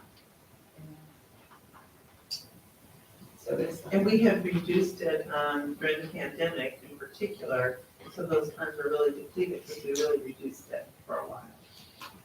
Because that's where the uniforms and stuff come out of too, right? And that athletic goes for each. And we're on a rotation because it covers all of them. And we're on a rotation. Right, for all of the activities, correct? No, No, it was. No, I'm saying out of Don't come that. out that way. But we pay, uniforms, we actually set aside, but we also do fundraising for them. Well, uniforms are actually a district funded item. They don't rotate. Extracurricular, district budget. But there's an allocated amount, which sometimes we may wanna go over that allocation, depending, so. At least that is part of the district. Like we're looking here at the tentative budget, we can, now is the time we could actually establish that within the budget. So I just wanna make sure that I heard, because we meet tomorrow morning, our team, we meet on Tuesdays, and we always review requests or comments at the board meeting. So the one thing that I wanna make sure I heard was, the research on what it might cost for an extra sport A, to make sure that our current scoreboard is up and running, full capacity, and then also the potential cost of an extra scoreboard. Yes, we have two. Just wanted to put that on our agenda for tomorrow morning. So we always follow up for the board meeting. So. Thank you. Okay, I just want to add something to that. Did we ever get the washing machine for the, for the uniform? But we're going, so that the coaches are not taking them home. Well, they don't have to take them home. Let me just say this. Last year, Dr. Camilleri was gracious enough that they could bring them over to Rickover, and Dr. Camilleri, or I'm sorry, then Rickover would take them to Strasburg, and Dr. C and Mr. Spires, and he left, would be over there washing and and drying uniforms, so they didn't have to take them home. They may have taken them over to Strasburg. Yes. In terms of Rickover though, I know we were dealing with Sharing that uniform in the same game. we were dealing with the water on that one wall. Yeah. And yes, we have to look at that. So how we been looking at it, because it doesn't make sense. Every other school has wash and dry it right over. And they probably Those need. dryers were donated, they But it's- weren't it's- purchased via, that was something that We those know that. principals We know went that, out. we know that. But now that the Rickover principal has left, can we see about a wash and dry? We will follow up. It'll be on our agenda right now. Our principal has been diligently working to put staff in classrooms. So we'll circle back around to the washer and dryer component for that building. In the meantime, as we move into the season, we do have the capacity for our coaches don't have to take uniforms home. They can, while we're doing that, looking to see where we can put it. Again, part of the issue was the wall we wanted to put it on. There were some issues with the pipes and the water that was there. So They're not sure about how to correct that issue with pipes. Then they were looking at another area to put it in, and there was an issue with running pipes through the wall to get to that area. And that's there. So where it is in Strasburg, for example, is if you go into the custodial area, it's like a little, it was like a closet, but it was the custodial area where there was already pipes for water already in there. So it wasn't a big issue when they put that in there. So for us at Rickover, we don't have that kind of space that they had, for example, especially we don't have that kind of space where they were able to actually just plug it in. So as a matter of fact, we've even had to, there was one, that custodial closet that's over in the hallway that connects 7th and 8th grade, that we ended up having to close up that piping, that sink, because it was just, the pipes weren't, they weren't good. So we have to secure where the location might be that would make the most sense. Right in Rickover, I'm gonna tell you this, because I know this. Right in Rickover is an office.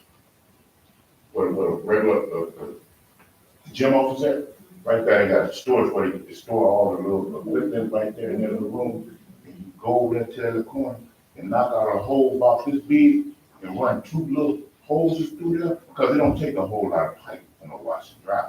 You just screw it on a dang on plastic bag, which is in that boy's bathroom, in the back there. Screw that on there, And that's it. We ain't looking to do a whole lot. It seems like that's just, I don't know, I'm looking at, some excuses. That's what I'm looking at. That's what it sounds like to me, to be honest with you, because it's not a lot of pipe. Pipe is just a little water pipe.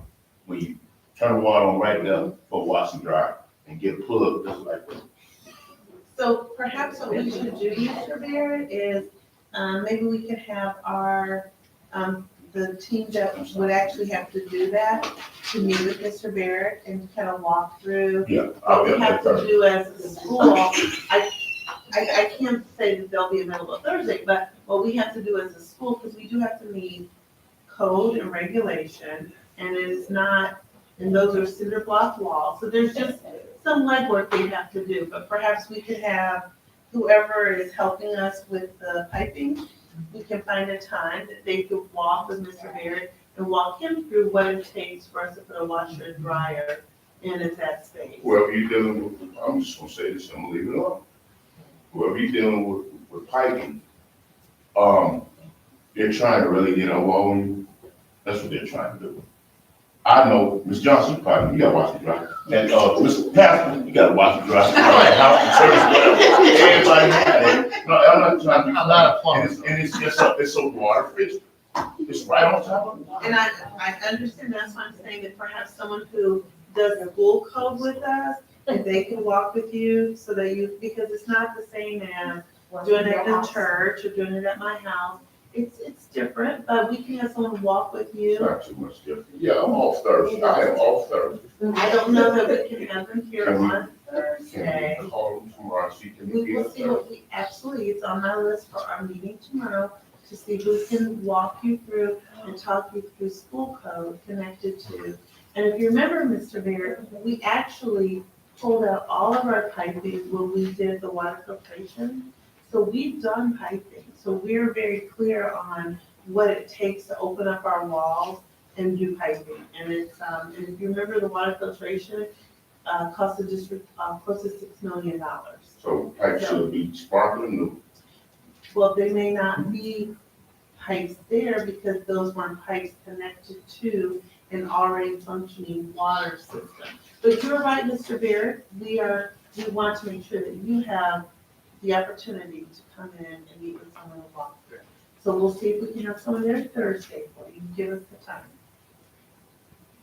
We, 9. 9 a.m.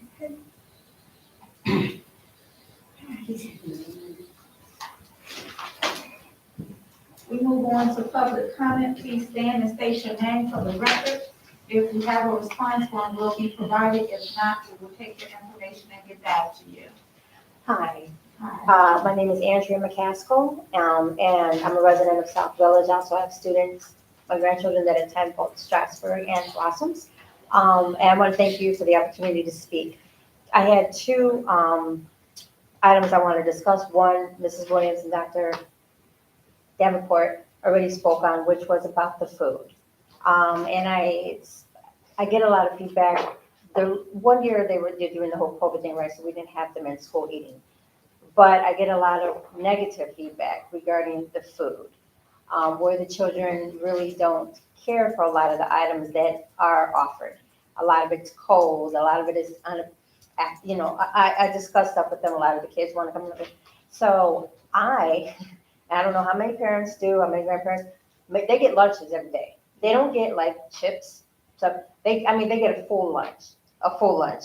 I have one Blossoms. This is the second year. I love the program is outstanding, Yes. phenomenal. I love it. But he has a choice, and now he'll either decide he's going to eat whatever's there, or he's going to have whatever full lunch that I have. But the other twins that I have, they will not touch the other food though. But they said sometimes maybe on a whim something may look appeasing to them, and they'll have that. But more than a lot of times I get negative feedback. So I welcome the opportunity to find out the reformation, I guess you can kind of say, of you're trying to get new things in there, new items, the warming tables, maybe different items that can be appealing to the students, or I like that. So that's what I just wanted to say. But one other thing is, because the students are not eating it, there are some children, unfortunately, that will sit there with just chips. They will just bring something which I don't feel is, because they need fuel, they need energy to learn, to do whatever they're doing. So I think that's just, it's a problem when they have to go through the day relying on just chips, or something that's not good, healthy eating. And one of my twins, is forced, and I know I was gonna discuss this with you, her teacher, they're in 5th grade, makes her go get a lunch. And she brings her lunch. She said, I don't want it. She said, you have to go get your lunch. Wasteful, because she does not eat it. Okay, so I don't know why that's happening, but only one of them is told that she has to go get that lunch. And I mean, there might be people that, they may need the lunch. They may want that lunch, and then it's just wasteful that they are getting this lunch for no reason.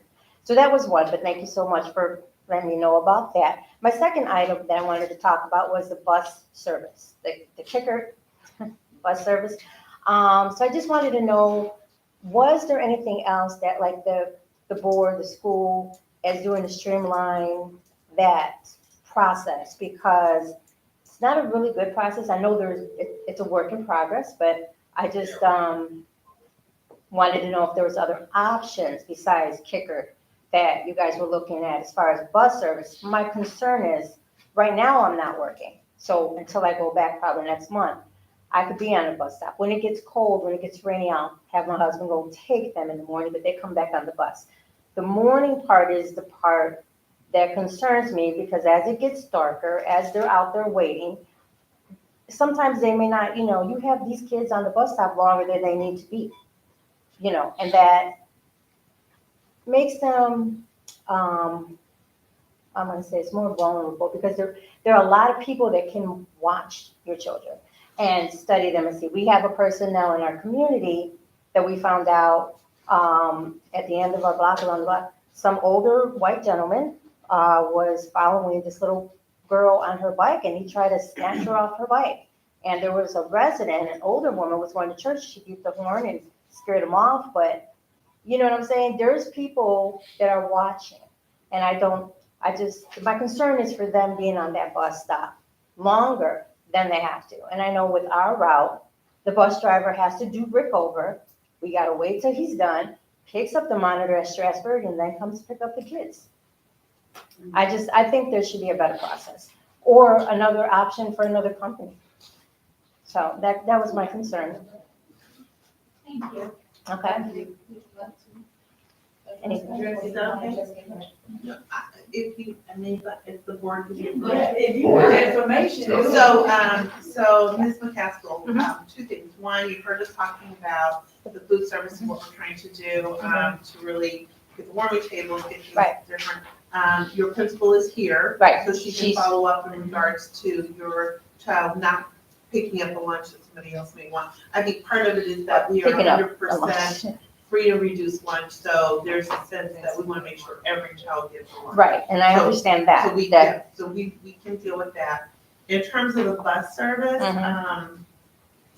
I wish that I could tell you we had other options. Mhm. Our bus service, last month, we got a bid for the bus service. We got one bid. Mm. That was the only company that bid for our service. So our board had no other options other than Kicker Okay. for bus service, because no one else bid. And the reality is, not only did no one else bid, but we also got a sizable increase in terms of the percentage that we're paying for them. And they are suffering from a bus driver shortage, which is part of the reason that we probably didn't get bids from other companies, because they don't have enough bus drivers to service the routes they already have. So we've reduced our routes. As you just stated, we have to combine Rickover with Strasburg to make sure we have enough buses to pick up all the children who need to be there. I actually just sent an email this morning about how many children are getting dropped off at Rickover early, and what does the staffing look like, but they have to get dropped off early because they have to leave and go get the monitors into the Strasburg route. Mhm. So, So I hear what you're saying. It is a concern to us. We're working with the bus company. Right. We've even advertised for them for bus drivers. We even had a bus out in front of the building last year advertising for bus drivers. So I will, once again, this morning I was looking at our bus routes trying to see, is there any supports or services they can give us? We don't have another option right now, and we're trying, and I hear what you're saying, because right now, it's August. Right. When we change time, it starts getting colder, it's dark outside, so we're trying to be proactive and figure out what we need to do now. But at the end of the day, our board had no other option, unfortunately. It's not like in years gone by, where we may have had 3 or 4 companies bidding for our business. This year, we have this one. So in hearing that, perhaps the times can be modified, because I'm told be there at 7:37. The bus don't get there till 8 o'clock. Sometimes it may get there. It's like we're playing, we don't know. Is that our bus? Is that not? Some of these buses just go flying down. We've been fortunate to have a good, bus person, or whoever we get. But it's just like, we're rushing to get out of the house, hurry up, eat, and standing there for a good 20, 25 minutes. And I'm done with them. I gotta go you're now 8:10, which is a little bit better. And I love the whole process where we just pull up and I love that. But it just gives me a little bit more time. But before was everyone started at 8 o'clock, which was, then somebody's gonna be late. So just maybe in working out, because you have to use them, and you know that they have to have 2 different schedules, one Rickover and then Strasburg, maybe, modify the time a little bit better so that they're not standing out there that whole time. Well, so I will take a look and see where we're having some, because the schedule, there is a schedule, and the schedule should work. So we need to take a look at where the schedule is having some gaps. Because there is a schedule, like there's a 7:25 drop off at Rickover, and then there's a 7:30 pickup at Strasburg, and then that schedule starts from there. So it sounds like from Rickover to Strasburg. Yeah, I know it's not. I think kind of like the first or second stop where they pick up the kids. And I know it's everyone's kind of getting together. The guy had picked up, and the bus driver said, we didn't recognize him, and we're like, okay. He said, Rickover knows Strasburg, so he kind of didn't really know, turned around, came back, but he was the same bus driver that came around the second time, and he said, okay, Strasburg, so now we knew who he was. But he said, well, why don't they just put everybody on the bus, Rickover? And we're like, they can't do that. You know what I'm saying? But he was saying, get them all on the bus and drop them off all together. But I understand that. So we're just like, no, they can't do that. But we are seeing the different people that are coming. But my concern was just the time of standing there, and my concern when they will have to stand there and it gets darker, just for safety. Thank you so much. I sent an email about it today, so okay. You're reading my mind. Thank you so much. Thank you. Any other public comments? Go ahead. Hi, my name is Dave Mensing. I'm here as a district parent, but also with some context from subbing at Strasburg. So I want to talk about real quickly the lunch service. It is pretty bad as far as time limits. So both in the mornings at breakfast distribution, which is not cooked, which is cold. So there shouldn't be any sort of delay in getting out a cold breakfast. Also, the lunches are really, really, really behind schedule. And I've heard through the grapevine that there might be an extra state regulation that's impacting how they have to serve, or the mode in which they serve. I'm not exactly sure. But I was wondering, Dr. Leek, if you've had any interaction with your fellow superintendents, if they've experienced the same kind of thing relative to a new regulation and the delay, and then what they've done about it. The concern for me is not only do you potentially have just a lot of kids hanging out in the hallway for a long time, which is like a black hole as far as instructional time, but then you also have all the afternoon schedule has to get pushed back because kids are going to need time to eat. So even if they get the lunch right at the end of a designated period, they're still going to need time to eat it. Anyway, just give that some thought. I don't know if you have any answers right now. Maybe Charlene, you might need to get some rebates from Just a Dash if they're not fulfilling their obligation. The second thing is for all the staff that are going over to Rickover to fill those vacancies. I would hope that we give them some appropriate levels of love and affection and consideration because I think a lot of those staff have been in the district for a while and they've established relationships with students and with fellow teachers. And sometimes those things are more valuable than we realize until they're gone. So maybe make sure that there's something that comes their way. And then third of all, just a little thought, Mr. Barrett, relative to those washers and dryers. It's good news that the Rickover project is getting done first, right? So maybe get some side work in there for some people to put in some wood. Anyway, thank you. Any other public comment? Peggy Sharkey, District 168 employee and proud of it. I just want to say I love working for summer school and I love doing the dancing this summer. I did it every day with my kids and it was really a fabulous program and I love working with Tricia with summer school. It's fabulous. And I just want to say that I am one of the teachers that got sent over to Rickover and I just want to say that I will be very welcome to come back to Wagner. Let me tell you, I'm more than ready. But it is wonderful to see the kids when they have been my Wagners, and now they're the big kids. I've loved the experience of seeing them, and I love working here at 168. I just wanted to say that. Thank you.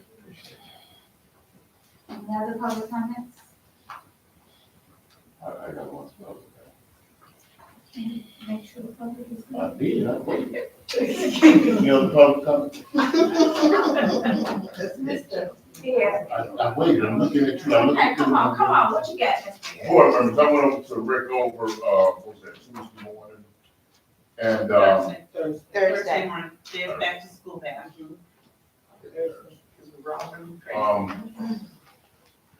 The arrow was clean, teachers was replaced. I love everything except one, I had one concern about Rickover.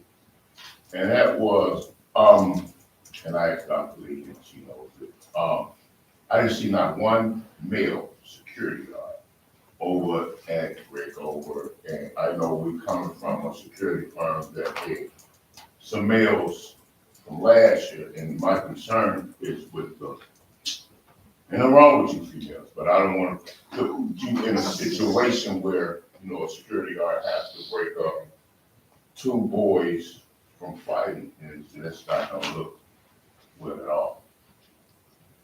So I would like to see a male security guard up at Rickover for the future. So you know we cannot discriminate. We can't discriminate, but, it is what it is, so.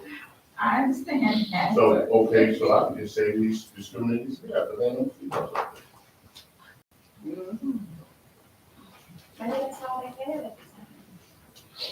Okay. So they did send a substitute, was that Friday?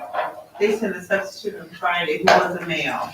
And I think he will be there tomorrow, and we have communicated with him that, we would like to have some gender equity within the, balance of security guards. And they are onboarding someone for us now, and we did ask for some gender equity.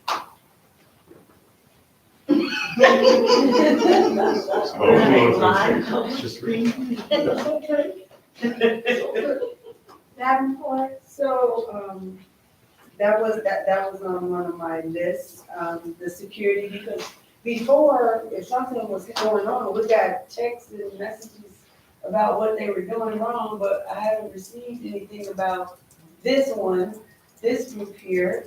He already addressed the inequity in the gender, but also me personally, being an unarmed security, I just re-upped my stuff, which means everything is so fresh. The attire is not appropriate for security and securing our children. Also, I don't know if y'all heard about what happened at Golden Trail, so I wound up at Golden Trail, and I ran into a parent that I actually referred to you, Dr. Lee, after she had stated that she went through her protocol, because security should not be cussing at our children or our parents, or threatening our children or our parents, or fixing their head to get ready to go in. And I didn't give you information about it. I got it from the upset mama that I said, you know what? I can't talk to you. I'm sending you to this lady, this is her phone number. And I gave you the number. I don't know if she ever called you. I don't know. I left it right there because I'm in the bathroom. So, that was a concern, the tired, and the visibility.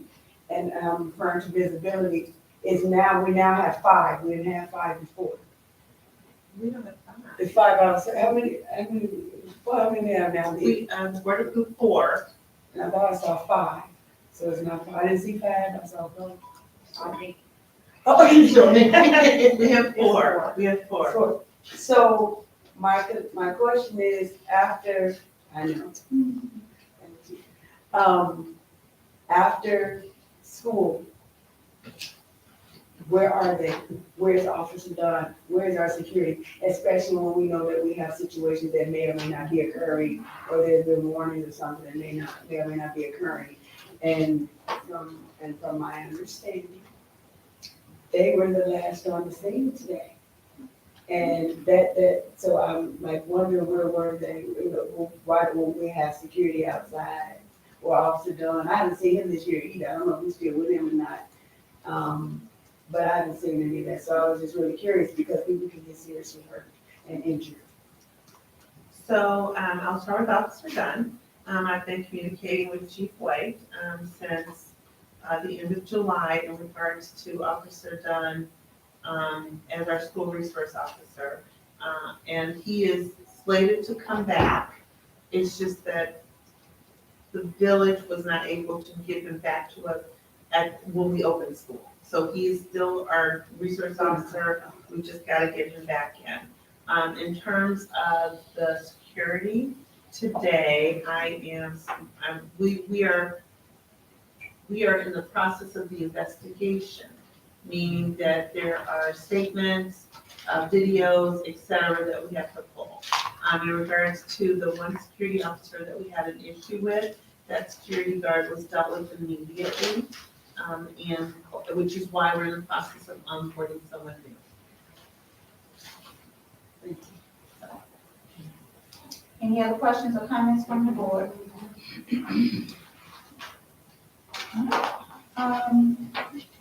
What are we doing for closed session? Dr. Lee, do we have? Yeah, well, I know that you all want to talk about the resignation. So that's the big one, is to have that conversation in closed session. We have minutes. You should, from the last closed session. So minutes and personnel. And I think, yeah, we don't have negotiations. I think we kept that on there because we don't want to lose it, because we're about to walk into new negotiations. Don't say it. I make a motion to go into closed session for the purpose of personnel and for minutes. I have a motion and a second. Any questions? Madam Pro Tem, call the roll. Dr. Archie Davenport. Yes. Garrett. Yes. Brown. Yes. Sturjones. Yes. Jackson Williams, yes. Jones. Yes. Closed session, 8:58 p.m. I can see you back. I promise, 9 minutes. 9 what? He said 9:50. I thought he said 9:58. I said, I'll be at home at 9:15. Okay, let's go. 8:58. Yes. I thought he said 9:58.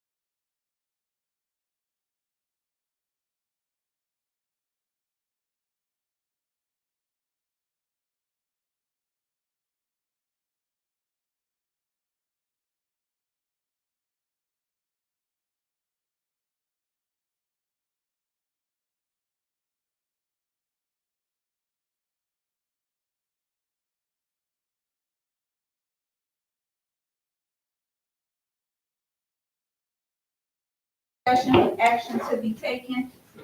Was it on the question? Yeah, it is now. I make a motion to return to open session with action to be taken at 9:27 PM. Second. All right, I have a motion and a second. Madam Secretary, call the roll. Barrett. Yeah. Brown. Yes. George Jones. Yes. Jackson Williams, yes. Barrett. Absent. Dr. Archie Davenport. Yes. Ms. Jones. Yes. Motion carries. I make a motion to approve consent agenda item 204, 205, and 206 as presented. Second. Motion and second, any questions? Madam Secretary, call the roll. Ms. Brown. Yes. George Jones. Yes. Jackson Williams, yes. Dr. Archie Davenport. Yes. Ms. Barrett. Yes. Jones. Yes. Motion carries. Davenport. Second. All right. Can I get a motion? Oh, I'm sorry. Too fast. Go ahead. Go ahead. I'm sorry. I'm still on, well, this is the action to be taken for what? The last. This is, so what we just did was consent agenda 4, 5, and 6. You got that, right? Consent agenda is what we just did. 4, 2, 5, and 2, 6.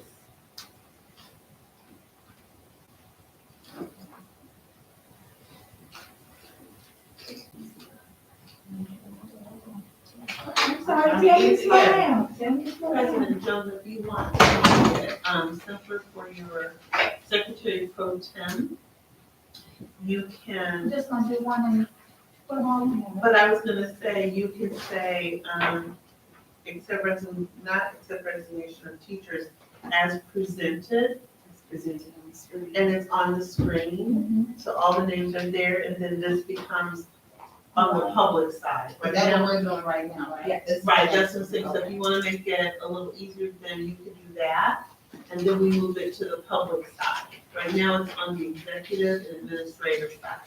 All right, I make a motion to not accept the resignations as presented. Second.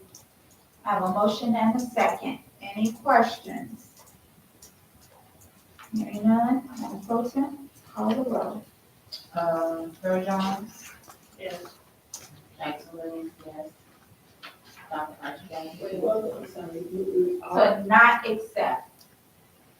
it's to not accept, the yes is to not accept it. Yes is to not accept. No.